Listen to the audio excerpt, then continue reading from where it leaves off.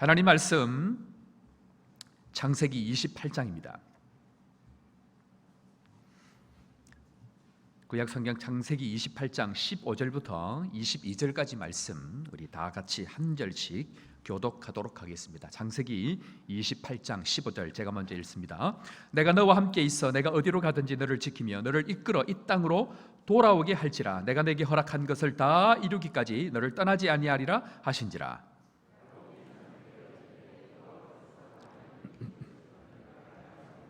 이에 두려워하여 이르되 두렵도다. 이곳이여 이것은 다름 아닌 하나님의 집이요 이는 하늘의 문이로다 하고,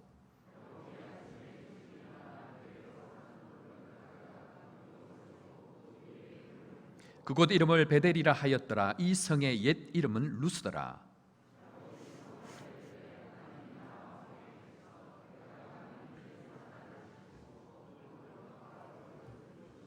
내가 평안히 아버지 집으로 돌아가게 하시면 여호와께서는 나의 하나님이 되실 것이요 내가 기둥으로 세운 이 돌이 하나님의 집이 될 것이요 하나님께서 내게 주신 모든 것에서 10분의 1을 내가 반드시 하나님께 드리겠나이다 하였더라. 아멘.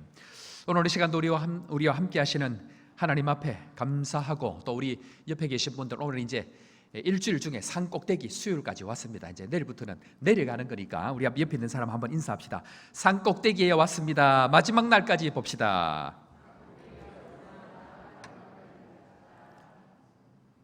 산 꼭대기까지 올라오신다고 수고 많으셨습니다. 우리가 온 게 아니고 하나님께서 우리의 인생을 이끌어 오신 줄 믿으시기를 바랍니다. 이것이 우리의 신앙의 고백입니다. 하나님 앞에 하나님께서 택하셨다, 이 말은 한마디로 이야기하면 이제는 도망갈 곳이 없다, 그 말입니다. 그래서 하나님은 끝까지 붙들어서 하나님이 보내시는, 돌아오게 하는 그 자리까지 돌아오게 하는 것이 우리 인생인데요, 도망가면 어떻게 될까요? 도망가면 한 대 더 맞고 온다, 그렇게 말씀을 드렸습니다. 우리는 반드시 하나님께 붙들린 사람들이기 때문에 반드시 오게 되어져 있다라는 것을 말씀하고 있습니다. 그것을 보여주는 사람이 누군가, 그것이 바로 야곱이라는 것입니다. 그래서 하나님께서는 아브라함과 이삭에게 약속하지 않았던 그 한 가지를 더 약속을 하셨습니다. 그것은 바로 내가 반드시 너를 돌아오게 할 것이다. 우리 사랑하는 성도 여러분, 어디에 가 있든지 어느 곳에 있든지 하나님께서 우리의 인생을 돌아오게 하는 축복이 있는 줄 믿으시기를 바랍니다. 이것이 하나님께서 우리를 향한 약속의 말씀이셨습니다. 이것은 야곱에게만 한 것이 아니고 하나님께서 택한 모든 사람들에게 주시는 하나님의 축복의 말씀이다, 그 말씀입니다. 그런데 우리가 오늘 이 말씀을 기억할 때에 반드시 하나를 기억하고 가야 될 단어가 한 가지가 있습니다. 그것은요, 하나님의 사람이라는 단어인데요, 자, 하나님의 사람은, 그 말은 무슨 말인가 하면 한번 따라하겠습니다. 하나님이 원하는 수준까지, 하나님이 원하는 수준까지 이르는 것이 하나님의 사람이다 라는 것입니다. 자, 오늘 이 말씀을 기억하시면서 우리가 오늘 또 셋째 날 또 하나님의 말씀의 여행들을 한번 떠나보려고 합니다. 자, 그런데요, 우리가 어제 말씀을 같이 나눈 것처럼 이 야곱은요, 장자권을 잡고 나면 뭔가 이 놀라운 어떤 이 땅에서 축복과 어떤 것들을 누릴 걸로 생각을 했습니다. 그런데 우리가 기억해야 될 게 뭐냐면요, 하나님은 절대로 우리의 예측을 빗나가는 분입니다. 절대로 나의 예측대로 일을 하시는 분이 아닙니다. 우리 인생 가운데에 하나님, 내가 기도한 대로 됐습니다, 이건 뭔가 문제가 있습니다. 하나님, 기도하지 않은 대로 됐습니다, 이게 신앙의 고백입니다. 야곱은 자기가 계획하고 자기가 생각한 대로 되었으면 좋은데, 야곱의 인생을 우리 계속 살펴보겠지만 시간이 지나보면 야곱이 야곱 뜻대로 된 것이 하나도 없습니다. 그런 가운데에 하나님께서 원하시는 것이 무엇인가? 하나님이 원하는 철저한 그 수준까지 야곱은 이르게 되어졌다는 것입니다. 하나님은 오늘 그 이야기를 지금 하고 있는데, 자, 어제 우리가 살펴보았습니다만은 야곱은 장자권을 받고 나서 평생 사는 동안 장자의 권리를 누려본 적이 한 번도 없습니다. 정말 없을까요? 오늘도 살펴보겠지만 야곱은 겉으로 보기에는 하나도 누린 것이 없습니다. 그런데 야곱은 하나님의 그 장자권을 마음껏 사용을 했습니다. 그 내용이 무엇인가 하면요, 하나님은 야곱을 철저히 훈련시켜 가지고 나를 죽이려고 하던 그 세상을 향하여서 철저하게 절하는 인생으로 바꾸어 놓았다는 것입니다. 그것이 바로 하나님이 원하시는 하나님의 수준이라는 것입니다. 우리는 착각하기를 눈에 보이는 것으로 생각합니다. 그래서 장자권 그러면 뭐 놀라운 축복이었던 것들을 기대를 하고 사는데, 하나님 보시기에는 이 세상이 전부 다가 하나님의 것이고 이 세상 전부를 우리에게 이미 주셨기 때문에 하나님은 그것에 연연해 하지 않습니다. 중요한 것은 그 땅을 가지고 있는, 그 땅을 주리라 약속하신 그 땅의 주인이 그 땅을 차지할 수준의 사람이 되는가 하는 것을 하나님은 더 중요하게 여기고 있다라는 것입니다. 때문에 사랑하는 성도 여러분, 하나님의 택하심을 통해서 간섭이 일어납니다. 그리고 갈등이 일어납니다. 그리고 그 종착역이 무엇이냐면, 한번 따라해 볼까요? 절하는 인생. 하나님은, 우리는 본능적으로 죄가 들어온 것은 절받는 인생입니다. 그것이 죄를 지은 인생의 본질입니다. 그런데 하나님은 철저히 그걸 바꾸셔서 절하는 인생으로 하나님의 사람들로 만들어가는 것이 바로 신앙의 여정, 내가 반드시 너를 돌아오게 할 것이다 라는 이야기인데, 이 마지막이 놀랍게 반전이 있습니다. 오늘 그 말씀을 함께 나누려고 합니다. 자, 이제 이 구약의 내용들을 가지고요, 예수님께서 신약에 가보면 신약의 문을 열 때에 가장 먼저 문을 연 게 뭐냐면요, 산상수훈입니다. 여러분들, 산상수훈을 볼 때에 이게 가능한 일일까요? 불가능한 일일까요? 불가능한 일일까요? 산상수훈이? 인간적으로 보면 불가능합니다. 그런데 이 산상수훈이 가만히 보면요, 이것은 어떤 사람을 내가 만들겠다라는 하나님의 목표라는 것입니다. 산상수훈은요, 인간적으로 우리는 절대로 못합니다. 오리를 가자 하면 심리를 가고, 겉옷을 달라가면 속옷까지 내어주고, 내 원수를 사랑하는 이 수준까지는 우리는 절대로 안 되는 사람들이 우리의 모습이라는 것입니다. 그런데 뭐라고요? 하나님께서 너를 그렇게 만들겠다라는 선언이 바로 산상수훈이라는 것입니다. 구약에 야곱을 그렇게 만드셨던 것처럼 내가 너희를 이제 예수 믿게 함으로 말미암아 철저하게 그런 사람들로 만들어 갈 거야 라는 것이 바로 산상수훈의 모습이라는 것입니다. 그래서요, 천국이 너희 것이다 라는 조건이 무엇입니까? 천국을 누릴 수 있는 사람은 심령이 가난한 자다라고 얘기합니다. 이 말이 무슨 말이냐면, 천국 내가 줄 거야, 그런데 내가 반드시 그 전에 너희 심령이 가난한 사람들로 만들어 갈 거야 라는 신앙의 하나님의 고백이 바로 산상수훈이라는 것입니다. 뿐만 아니고 온유한 자가 땅을 기업으로 받을 것이다 라고 얘기할 때, 하나님은 땅은 반드시 주십니다. 야곱을 향하여서 땅은 주십니다. 그러나 온유한 사람이 될 때만 주시기 때문에 내가 반드시 너를 온유한 사람으로 만들 것이다 라는 하나님의 고백이 바로 산상수훈이라는 것입니다. 그래서 땅을 가지게 하는 하나님의 아들이 아니라 화평케 하는 그 하나님의 아들이 되도록 내가 너를 만들어 가겠다, 내가 너를 그 수준까지 하나님의 사람으로 만들어 갈 것이야 라는 그 고백들을 우리가 읽을 수 있어야 된다는 것입니다. 그래서 야곱이 지금 어디로 떠납니까? 하란으로 갑니다. 그리고 야곱의 인생을 뭐라고 얘기합니까? 그것은 하나님이 원하는 수준까지 내가 너를 이끌어 갈 것이다 라는 것이 야곱의 인생이라는 것입니다. 우리는요, 해석을 잘 해야 됩니다. 그래서 내가 이 땅을 너와 내 자신에게 주겠다, 또 이 땅으로 돌아오게 하겠다, 이 말은 내가 너를 하나님의 사람으로 붙들어서 조져서라도, 목을 비틀어서라도 내가 너를 만들어 갈 것이다 라는 것을 이야기하고 있습니다. 저는 개인적으로 하나님께서 다른 분들에 비해서 하나님께서 이 훈련을 많이 시키는 성도들 종종 보게 됩니다. 그런 분들을 볼 때마다 하나님 얼마나 수준 높은 수준까지 만들어 가시려고 저 성도들을 저렇게 훈련하시고 세워 가시는지 저는 개인적으로 기대를 합니다. 야, 하나님께서 정말 멋진 성도로 세워 가시겠구나 하는 그런 기대를 합니다. 또 한편으로 그분의 신앙의 연륜과 또 그분의 직분과 또 그분의 여러 가지 하나님 주신 축복에 비해서 아직까지 그 수준에 이르지 못한 사람들을 보면 또 걱정을 합니다. 하나님께서 또 훈련시키겠구나 하는 것들을 바라보면서 사실 저는 또 준비를 하고 있습니다. 하나님, 저 가정에 반드시 하나님께서 훈련하실 텐데 하나님 그 때를 잘 넘어갈 수 있도록 하나님 은혜를 주십시오 하고 하나님과 저만이 아는 그런 기도들을 제가 합니다. 하나님 잘 넘어가게 해주셔서 잘 돌아올 수 있도록 하나님 은혜를 주옵소서라고 기도하시는데, 사랑하는 성도 여러분, 힘들고 어려운 고난의 시간을 지나고 계신 분들은 하나님께서 반드시 하나님이 원하는 수준까지 이르를 뿐만 아니고 또 하나님께서 지금 훈련하시고 연단해 가시는 사람들은 하나님의 사람들 아름답게 잘 세워갈 수 있기를 다시 한번 주의 이름으로 축원합니다. 이것을 보고 가야 됩니다. 그래서 우리는요, 먹고 사는 문제, 또 가지고 있는 문제, 환경의 문제, 사람과의 갈등의 문제, 그것은 아무것도 아니라는 것입니다. 그 이면에서 나를 하나님의 사람으로 만들어가는 그 하나님의 손길이 보여야 그때부터 진짜가 시작이 된다는 것입니다. 그때부터 진짜 하나님 앞에 그 수준대로 잘 이끌려갈 수 있는 사람이 되는데, 하나님은 우리에게 그것을 깨닫게 하기 위해서 간섭도 하시고 갈등도 하고 있다라는 것입니다. 그런데 감사한 게 뭐냐면요, 여러분들 훈련과 시험의 차이를 아십니까? 시험은 뭡니까? 시험은 한 번 딱 시험을 쳐가지고 어느 정도 수준까지 딱 안 나오면 그때부터 땡 하고 떨어뜨려 버리는 것이 시험입니다. 그런데 훈련은 뭡니까?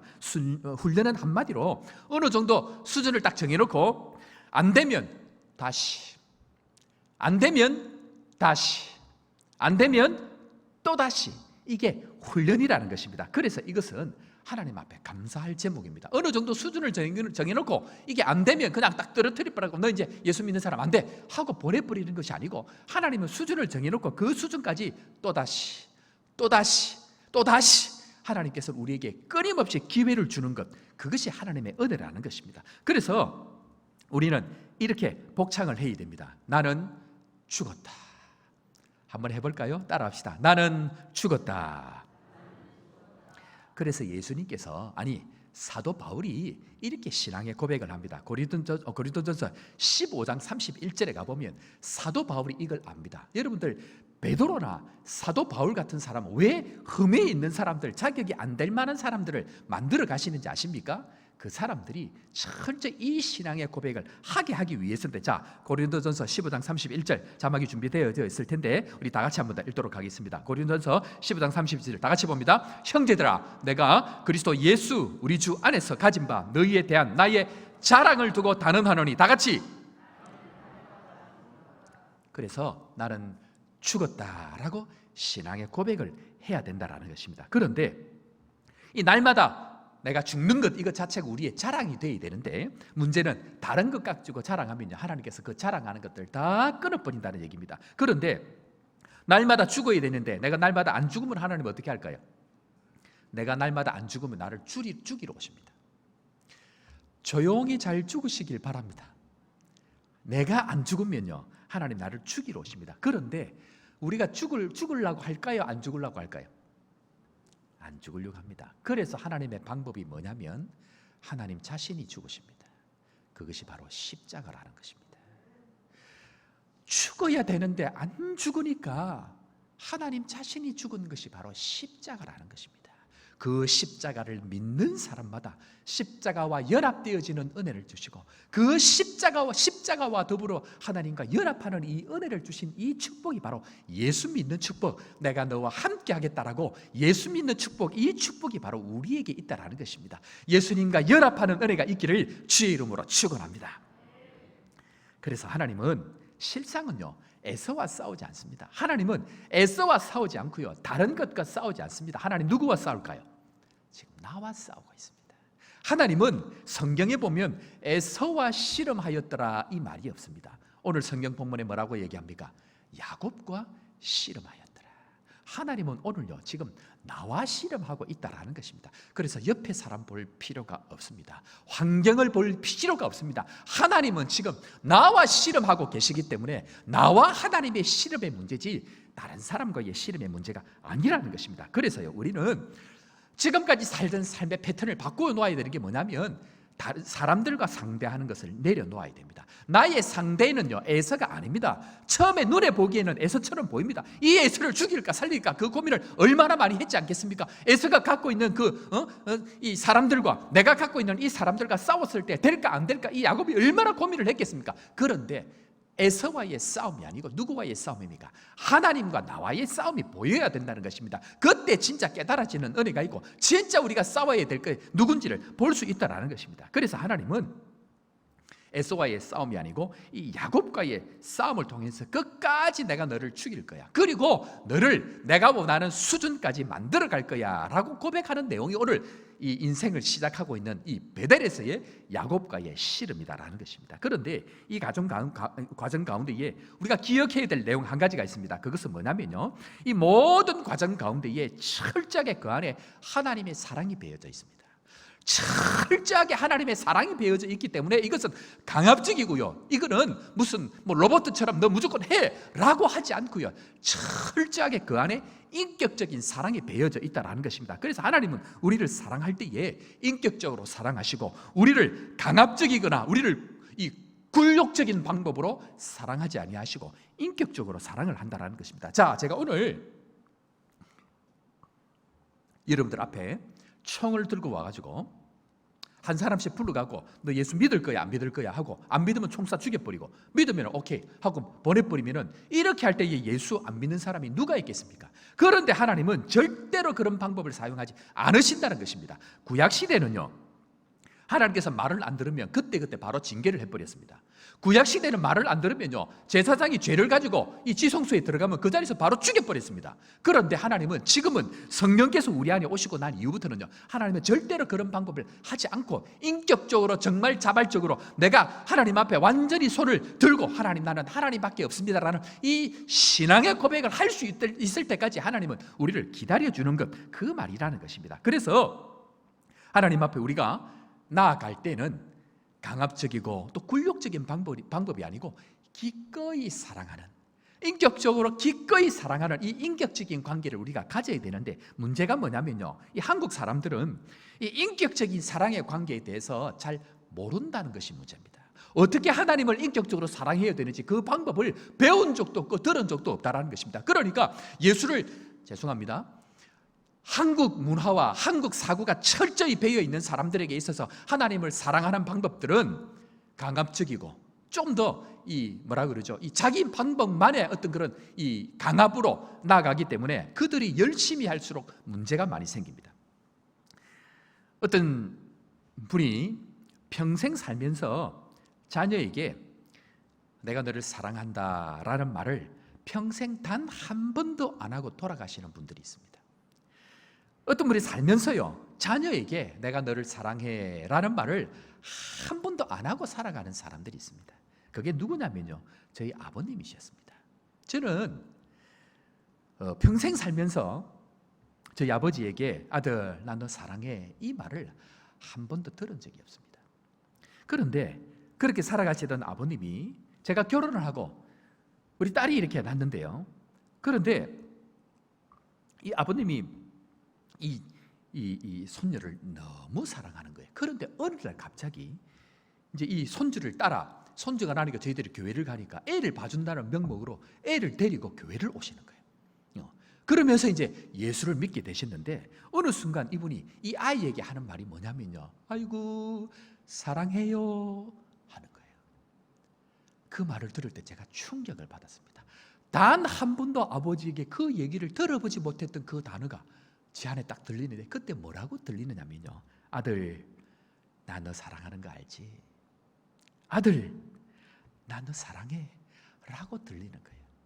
아버님이 그 말을 하고 싶은데, 내 자녀에게 그 말을 하고 싶은데 한 번도 이 아버님이 그 이야기를 들은 적도 없고 본 적도 없는 거예요. 우리 아버님이, 우리 할아버지가 어릴 때 돌아가신 거예요. 그러니까 어떻게 사랑을 해 나가야 되는 그 관계인지를 본 적도 없고 들은 적도 없는데, 교회를 가보니까 교회 안에 가서는 사랑합니다, 축복합니다 이걸 자연스럽게 들으니까 그걸 배우게 되신 거예요. 그러면서 이 아이에게, 손주에게 사랑해요 라고 이야기하는데 그 이야기가 꼭 저에게 아들 난 너 사랑하지 라고 들리더라는 것입니다. 우리 사랑하는 성도 여러분, 인격적인 이 하나님을 우리가 훈련해야 됩니다. 훈련하지 아니하면요, 평생 죽을 때까지 사랑한단 말 한 번 하지 못한다라는 것입니다. 저는 좀 죄송합니다, 이렇게 단언을 해서 하나님과 인격적인 이 깊은 교제를 못 해본 사람들은요, 사람을 향하여서, 아니 아내, 남편, 자녀를 향하여서도요 사랑한단 말 못합니다. 하나님과 깊은 이 사랑의 관계를 경험해보지 못한 사람은 사랑한다는 이 말을 하지를 못한다는 것입니다. 우리 옆에 혹시 오늘 이 아침에 부부가 혹시 같이 오셨다고 하면, 또 자녀들과 함께 같이 오셨다고 하면 옆에 있는 분들에게 한번 그렇게 인사합시다. 당신을 사랑합니다. 나는 너를 사랑합니다. 우리 옆에 있는 사람 한번 인사 한번 해볼까요? 나는 당신을 사랑합니다. 예, 왜 이 얘기할 때는 이렇게 조용히 합니까? 예, 그런데 어떤 집사님 한 분이 고백을 하기를 뭐냐면요, 자기 집에서 자기는 평생 왕으로 지냈다라는 거예요. 늘 왕으로 지냈는데, 근데 어느 날 살다 보니까 자기가 이 아이들에게, 가족에게 한 번도 말하지 않은 말이 하나가 있는데, 그건 뭐냐면 내가 잘못했다라는 이야기더랍니다. 평생 살면서 아이들에게 그래, 이 아빠가 잘못했네, 이 아빠가 실수했네, 이 말을 단 한 번도 해보지 않고 살았다는 것을 얼마 전에 깨닫게 됐다라는 것입니다. 그러면서 저와 함께 교육을 하면서 어떤 일이 생겨가지고 이 아이에게 잘못한 일들이 있어가지고 이 아이에게 가서 그래, 아빠가 잘못했다, 이 얘기를 하는데 한 번도 그 얘기를 해본 적이 없다는 것을 알게 됐다는 것입니다. 그런데 그 이야기를 이 아이에게 하니까 이 아이가 표정이 달라지면서 그때부터 아빠를 대하는 게 달라지더랍니다. 우리 사랑하는 성도 여러분, 사랑합니다 혹은 내가 잘못했다, 이것은요 어디로부터 나오냐면 하나님과 나와의 인격적인 관계로부터 나오는데, 이 말을 못하는 사람들은 하나님과 나와의 이 깊은 인격적인 이 사랑의 관계를 이루지 못하면요, 이 말은 나오지를 못합니다. 어떤 사람이 그 말을 할 수 있습니까? 하나님과의 관계가 먼저 풀어진 사람, 하나님과 야곱의 이 씨름이 끝난 사람에게는 에서를 향하여서 7번 절할 수 있는, 이 얼마든지 할 수 있는 사람으로 변해간다는 것입니다. 우리 사랑하는 성도 여러분, 이 하나님께서 인격적으로 사랑하시는 이 은혜가 오늘 우리 10년 가운데 다시 한번 회복되기를 주의 이름으로 축원합니다. 그런데 오늘 이것이 억지로 하는 것이 아니고요, 하나님은 자발적으로 기꺼이 할 수 있는 이 사랑의 관계를 오늘도 우리를 향하여서 초대하고 있다는 것입니다. 그래서 이 야곱은요, 지난 세월 동안 가만히 살아보니까 지금까지 내가 붙들고 내가 바라고 내가 원하는 것들 이룬 것 같습니다. 그런데 결정적인 순간에 딱 가보니까 내가 벌었던 돈도 소용이 없고 내가 가졌던 그 많은 것들도 다 소용이 없고 주님 앞에 다 내려놓고, 내가 지금까지 붙들고 있는 것들이 다 제대로 된 것이 아니구나 하는 것을 하나님께서 깨닫게 하는 시간으로 하나님께서 돌아오게 만들어 가고 있다는 것입니다. 그래서 하나님 앞에 이 모든 은혜들은 바로 은혜라는 것입니다. 이 은혜가 우리의 10년 가운데 있기를 다시 한번 주의 이름으로 축원합니다. 그런데 우리가 기억해야 될 것은 뭐냐면요, 하나님 앞에 하나님께서 우리에게 이 하나님의 사람으로 훈련을 해 나갈 때에 하나님께서 마태복음 5장 30절 이 산상수훈에 가보면 너희들이 가지고 있는 것뿐만 아니고 네 몸이 가지고 있는, 네 몸이 하나가 잘려나간다 할지라도 나는 반드시 너를 이렇게 만들어 갈 거야 라고 이야기하는 것이 마태복음 5장 30절에 가보면 예수님께서 그 고백을 하고 있습니다. 자, 마태복음 5장 30절 우리 다 같이 한번 읽어보도록 합니다. 시작.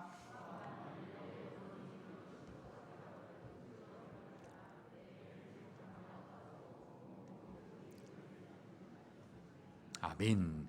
내 몸이 상해도요, 하나님의 입장에서는 환경, 가진 것, 물질, 하나님은 그거 아무것도 안 중요합니다. 중요한 게 뭐냐면 내가 어떤 사람이 되느냐입니다. 내가 어떤 사람이 되느냐에 오늘 보니까 하나님의 입장에서는 오른손이 문제가 있든지 문제가 있어서 잘라내든지 아니면 눈이 하나 없어져도 그것보다 더 중요한 것은 네가 어떤 사람이 되느냐를 하나님은 더 중요하게 여긴다라는 그 하나님의 마음이 읽혀져야 됩니다. 다른 말로 이야기하면 오늘 야곱이 어떻게 되어졌습니까? 야곱을 하나님의 사람으로 만들어 가기 위해서 하나님은 그의 환도뼈까지 쳐가지고 절게 만들어 버립니다.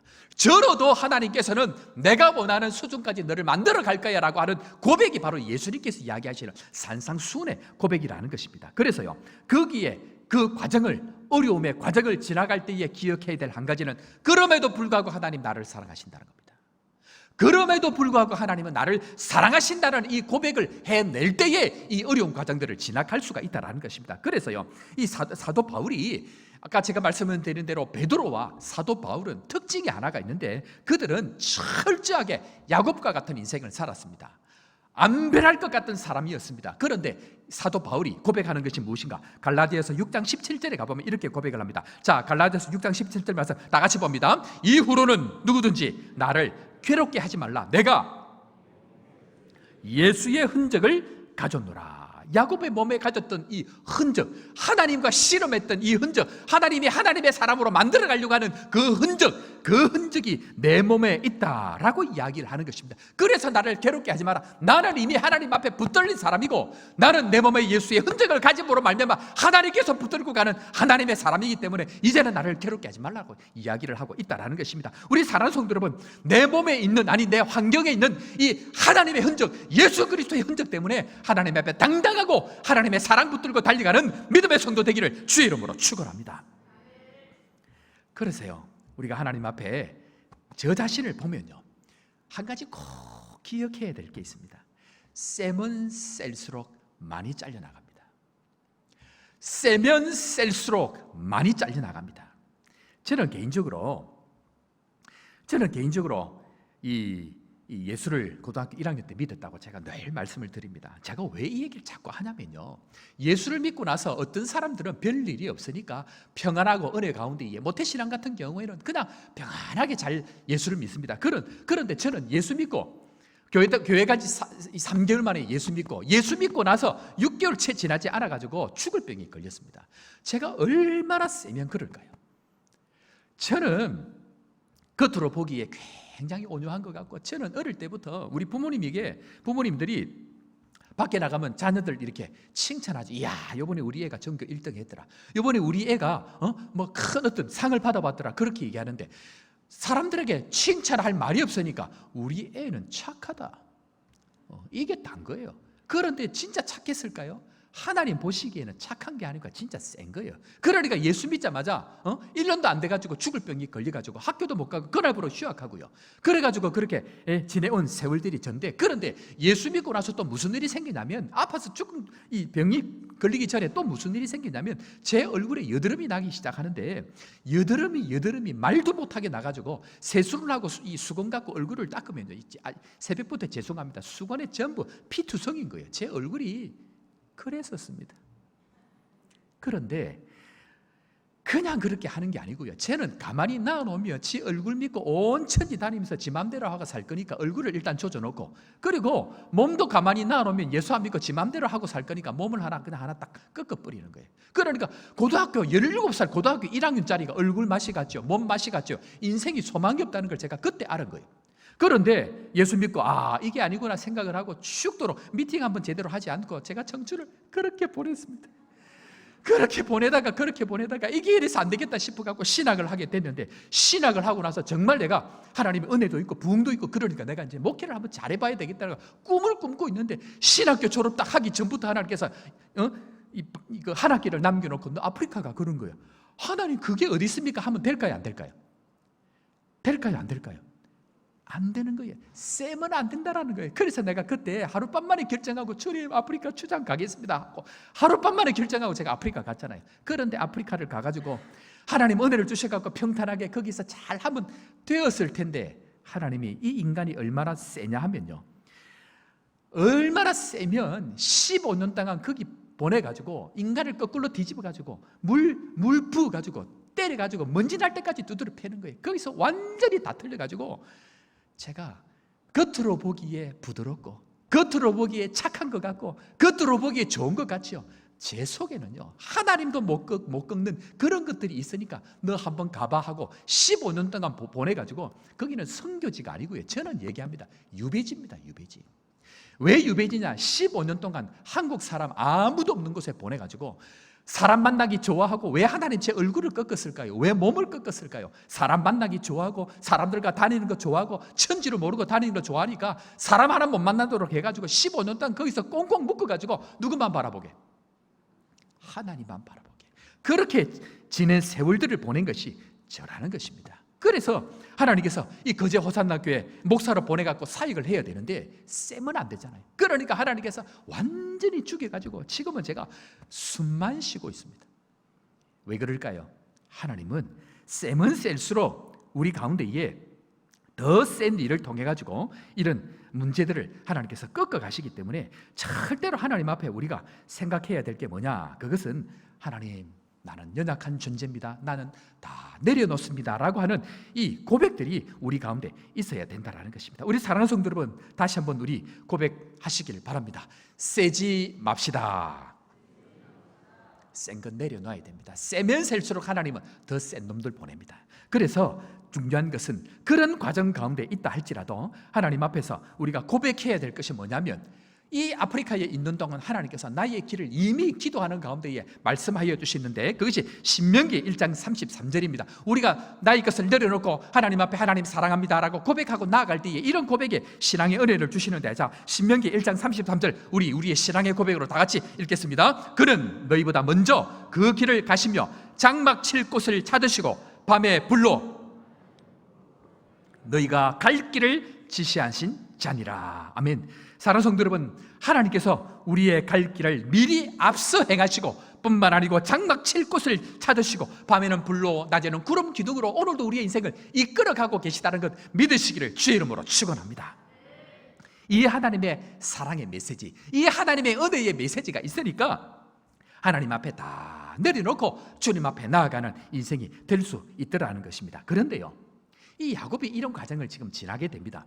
시간이 많이 없어서 일일이 다 살펴보지는 못하지만 가만히 보면 이 야곱은요, 이 베델에서 시작을 합니다. 그리고 하라나에 가가지고 20년 동안 죽을 고생을 합니다. 그리고 야복 강가에서 하나님과 1대1로 만나는 이 시간들을 통해고 뿐만 아니고 지금 여기서 끝을 내면 되는데, 그 이후에 딸 디나 때문에 집안이 완전히 박살나는 또 사건이 또 기다리고 있습니다. 그건 말이 아닙니다. 같은 형제들끼리 싸워가지고 요셉이 팔려버리고 죽었다라는 소식을 듣는 이 엄청난 이야기를 듣게 되어집니다. 뿐만 아니고 야곱은 말년에 기근을 당해가지고 자기가 가진 것 전부 다 날리고 돌아왔던 그 땅까지 전부 다 버려두고 애굽으로 막 가야 되는 그 비참한 인생 가운데 있습니다. 그런데 어떤 의미에서는 우리 인생은 아직까지 끝나지 않았는지도 모릅니다. 그런데 그런 가운데에 주님께서 야곱을 반드시 원하는 수준까지 이르게 하셨습니다. 그 말씀이 뭐냐면, 야곱을 어느 정도 수준까지 이르려냐고 하면요, 이 요셉이 나중에 총리가 되어집니다. 그리고 그가 어느 정도 수준까지 되어졌냐면 창세기 47장 7절에 가보면 이런 놀라운 일들을 하고 있는데, 자, 창세기 47장 7절 말씀 우리 다 같이 한번 읽어봅니다. 이 고백이 우리의 고백이 되어집니다. 다 같이 읽습니다. 요셉이 자기 아버지 야곱을 인도하여 바로 앞에 서게 하니 야곱이 바로에게 축복하니. 여러분, 지금 야곱은요, 지금 요셉에 이끌려서 이 아들에 의해서 이끌려간 곳이 어디냐면 애굽의 바로 왕 앞입니다. 이 당시에 애굽의 바로 왕은요, 미국, 중국, 일본 이 강대국을 다 섞어 놓은 나라의 왕 정도 됩니다. 그런데 이 나라의 왕 앞에 가고 지금 바로가 뭐 합니까? 바로가 뭐 하죠? 축복하며. 바로는 지금요, 아들 때문에 빌어먹으러 왔습니다. 고산 땅을 주고 너가 뭐 농사 뭐 좀 할 수 있을 것 같으면 좀 해봐 하고 지금 왕이 지금 배려를 해준 겁니다. 그 자리에 와가지고 야곱이 지금 애굽 왕을 축복합니다. 그런데 여기서 축복함의 이 단어가 제가 지난주일 말씀을 드렸습니다. 하나님께서 우리에게 복 주실 때에 말씀하시는 축복, 그 바라크의 축복을 이 야곱이 애굽 왕 바로에게 하고 있다라는 것입니다. 하나님의 축복을, 하나님의 그 바라크의 축복을 지금 애굽 왕인 바로에게 축복을 하고 있는데, 여기 한 번만 하는 것이 아니고요, 나갈 때에 다시 한 번 더 이 바라크의 축복을 합니다. 장자는요, 빌어먹는 상황에 있다 할지라도 이 세상은 너가 축복하는 자에게 내가 복을 내리고 너가 저주하는 자에게 내가 저주를 내릴 것이라는 축복의 통로로서의 그 문을 여는 사람, 그 사람이 바로 하나님의 사람들이라는 것입니다. 우리 사랑하는 성도 여러분, 이 축복의 자리에 서기를 주의 이름으로 축원합니다. 우리는 어려움을 당하고 우리는 누군가에게 원수 같은 사람을 만나고 우리가 환경을 당하고 나면요, 당장 뭘 생각하느냐, 저 새끼 내가 죽일 거야, 저 자식 저거 내가 죽일 거야. 그 사람은 아직까지 하나님의 사람이 못 된다라는 것입니다. 그런 상황이라 할지라도 7번 전할 수 있는 사람으로 하나님께서 만들어 가시고 뿐만 아니고 세상을 향하여서 두 손으로 하나님의 그 바라크를 축복할 수 있는 사람으로 만들어져 가는 것, 그것이 바로 야곱의 인생이라는 것입니다. 우리 사랑하는 성도 여러분, 이런 세상을 향하여서 나와 원수 같은 사람을 향하여서 하나님 앞에 바라크의 축복으로 축복할 수 있는 하나님의 사람들 다 되기를 주의 이름으로 축원합니다. 그런데 중요한 게 뭐냐면요, 이 바라크의 축복이 어떻게 자기에게 돌아오는다는 것입니다. 만약에 이 축복을 하라면 이 애굽에서 살아갔던 이스라엘 백성들은 끝입니다. 이 바라크의 축복이 어떻게 됩니까? 야곱이 이스라엘 백성 그 모든 백성들을 걸고 하나님의 이름을 걸고 애굽 왕을 축복할 때에 그 애굽 왕이 축복을 받았던 그 축복으로 말미암아 이스라엘 백성들은 요셉을 통해서 3대의 축복을 받습니다. 그리고 그 3대의 축복을 지나서 많은 사람들이 하나님 앞에 번성하게 되고 하늘의 별과 같이 바다의 모래와 같은 축복으로 돌아오는 것이 야곱의 손을 들어 축복했던 축복의 열매로 돌아온다는 것입니다.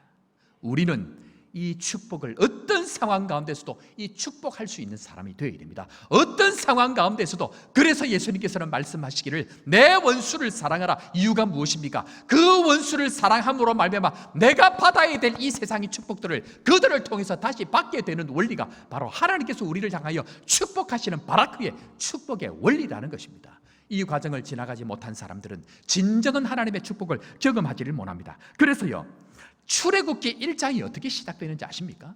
출애굽기 1장 1절이 어떻게 시작되는지 아십니까? 자, 출애굽기 1장 1절 마지막으로 자막이 준비되어 있습니다. 우리 다 같이 힘차게 읽습니다. 시작. 야곱과 함께 각각 자기 가족을 데리고 이스라엘 아들들의 이름은 이러하니. 출애굽기 1장 1절, 출애굽의 문을 여는 것은 야곱이 두 손 들어 그 원수 같았던 애굽 왕에게 축복하고, 그리고 그 과정에서 자기와 원수 같았던 형에게 7번 절함으로 말미암아 그 과정들을 지나왔기 때문에 출애굽을 여는 문은 야곱과 함께입니다. 축복을 했던 그 사람과 함께 나아가는 것, 그것이 하나님께서 오늘 우리에게 주시기를 원하시는, 진정 하나님의 사람들에게 주시기를 원하시는 축복의 은혜라는 것입니다. 직분이 오래되고 목사가 되고 선교사가 되고, 아니 어떤 사람이 된다 할지라도 주님이 우리에게 원하시는 것은 이 땅에 무엇을 가지고 이 땅에 어떤 것을 소유하는 것이 아니고 모든 것을 다 잃어버리고 빌어먹는 상황 가운데 있다 할지라도 내가 축복하는 자에게 축복하고 너를 저주하는 자에게 저주할 것이라는 이 장자로서의 하나님의 백성으로서의 축복의 문을 여는 사람으로 만들어 가시는 것, 하나님께서는 오늘도 우리에게 그런 사람이 되기를 원하셔서 이 야곱을 통해서 나의 인생이 보여지고 하나님 어떤 가운데 있다 할지라도 두 손 들어 축복하는 바라크의 축복을 따라가는 믿음의 사람 되게 하여 주옵소서라고 이 아침에 기도하시고 그 축복을 다 받아 누리는 믿음의 성도 되기를 주의 이름으로 축원합니다.